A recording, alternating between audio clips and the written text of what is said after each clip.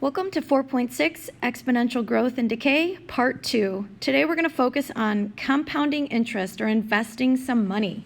All right, so there's a couple formulas we're going to learn today. The first one being the compounding interest formula. So a principal P invested at an annual interest rate R expressed as a decimal and compounded n times per year for t years produces the balance. So A is the balance. Okay, P is the initial amount, the principal amount. R is the interest rate, the annual interest rate, and we write it as a decimal. N is the number of times that the interest is compounded. All right, so you're going to see that twice. And T is the number of years in which it's being invested. So if we take a look at this first example here, we want to find the balance of $1,000 is invested at an annual interest rate of 10% for 2 years. First of all, that's a great interest rate. If you can find that anywhere, let me know. So what I like to do first is I like to talk about the information that we have. P, our initial amount, the principal, is $1,000. Our rate is 10%, but we have to write that as a decimal, so 0.10. N, the number of times it's compounded. It says it's compounded monthly. So in a year, how many months are there? 12. So that's why N is 12. And it's invested for 2 years, so that's our T. So T equals 2. Now we're just going to plug it into our formula from up above. So A equals P, 1,000, times the quantity 1 plus 0.10 over 12, close those parentheses, raised to the 12 times 2. Use parentheses around that, or if you just write raised to the 24, that's perfectly fine. Throw that onto your calculator, be very careful, and since we're talking money, we want to round to 2 decimal places. All right, so 0.39 is how we would round that, $1,220.39. So you're making just over $200 by letting money sit in an account for 2 years without touching it. Not too bad. Now let's suppose in part B, we say it's compounded daily. So how does that change the game? So hopefully you recognize if it's compounded daily, we're going to let N be, well, how many days are there in a year? All right, so I want you to try that. All the other information stays, but you're going to change your N value. All right, so go through, plug it in, figure out how much money we will have at the end of 2 years with the information compounded daily. So again, the only thing that changes is our N value. So throwing that onto our into our formula, 1,000 times 1 plus 0.10 over 365 raised to the 365 times 2. Notice it is a little bit more. Hopefully it is. Not too much, just about $1 more than if we were compounding it monthly, but more is more nonetheless. So what we should notice is we want it compounded as much as we possibly can. The more our interest rate is compounded, the more money we're going to be making. That leads us to our next formula. When we are continuously compounding interest, meaning over and over and over and over and over again, we're compounding it all the time, okay? So if an account with principal P and annual interest rate R, again as a decimal, is compounded continuously for T years, then the balance is this formula here, and I call it PERT. A equals P times E to the RT. P is still the principal amount, R is still our annual interest rate that we write as a decimal, and T is still the number of years that we're investing.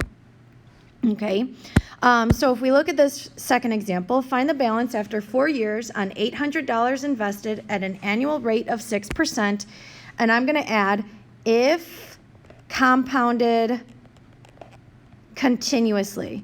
If we don't see that phrase, then PERT is what I call that formula. We don't use PERT. We're going to have to talk about how many times it's compounded, okay? So if I see that phrase compounded continuously, I know we're using the PERT formula. So what's our principal amount? We're investing $800 at 6%, so R is 0.06 for T years of 4. So we throw it into that formula, P times E to the RT, and then we throw it onto our calculator, rounding to 2 decimals. So you should get $1,017 and 0 cents. Okay, so again, not too bad for not doing any work on an $800 investment. Okay, so now we're going to talk about how we can double our investment. Okay, so there's going to be two kind of examples we're going to go through. All right, we want to find the time required for money invested at a rate of 6% to double in value. All right, so that's kind of key right there. We want to double our money if the following scenarios take place. If we are compounding it semi-annually, okay, versus continuously. So let's see what this looks like. If we're going to just focus on the semi-annually portion, okay, so we don't know how much we are investing. So we're going to call that P. But we do know we're doubling our money. So what we end up with, our A, is going to be 2 times whatever we started with, 2P. Our rate is 6%, so we write it as a decimal, 0.06. N, compounded semi-annually, means N is 2. We want to figure out how much time it takes to double our money. Okay? So using that formula, it's not PERT this time, it's that P times 1 plus R over N to the NT. So we throw in our information. 2P is our A, equals P times 1 plus 0.06 over 2 raised to the 2T. So again, notice my variable is in my power, so we have to isolate this guy. So if we divide both sides by P, the P's will cancel, and that's how the left side is equal to 2. Okay, so we need common bases, but again, we're not going to get common bases between 2 and this guy here. So what we can do is we can take the log of both sides, okay? At the same time, what I did was I took my power of that 2t and we moved it out front in front of the log, okay? So we can take the log of both sides. So now, what do we need to do? Well, we need to get t all by itself. So how do we get that t all by itself? Well, we're going to divide both sides by 2 times the log of 1 plus 0.06 divided by 2. When you throw this onto your calculator, be very careful. You want to use parentheses around that entire denominator, okay? So go ahead and do that now. Log of 2 over the quantity 2 times log of 1 plus 0.06 divided by 2. When you do this correctly, you get about 11.72 years. So that's how long it takes to double our money when we are compounding it semi-annually at a rate of 6%. Now let's change over and talk about, well, what if we were compounding continuously? How does that change the game? So since I see continuously, we're thinking PERT.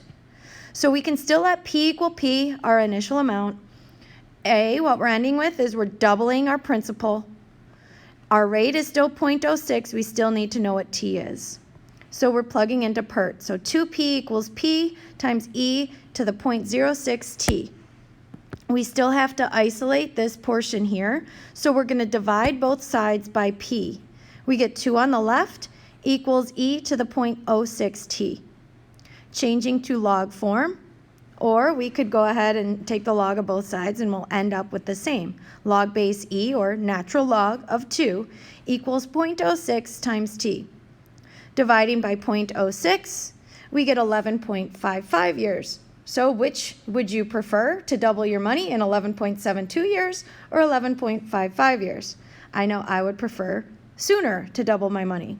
Okay, so just showing you the difference between when we're compounding it other than continuously, how it changes the game.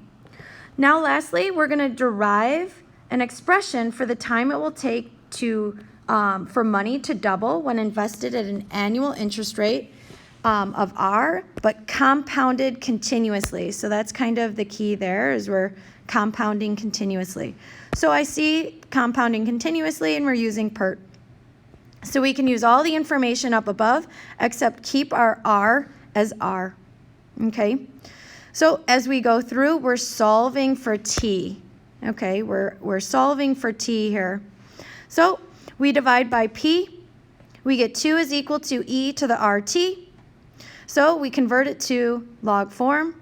Natural log of 2 equals r times t. Get t by itself by dividing by r. So this is actually the formula to double our money when compounded continuously. So if I know this, I don't have to necessarily go through this process.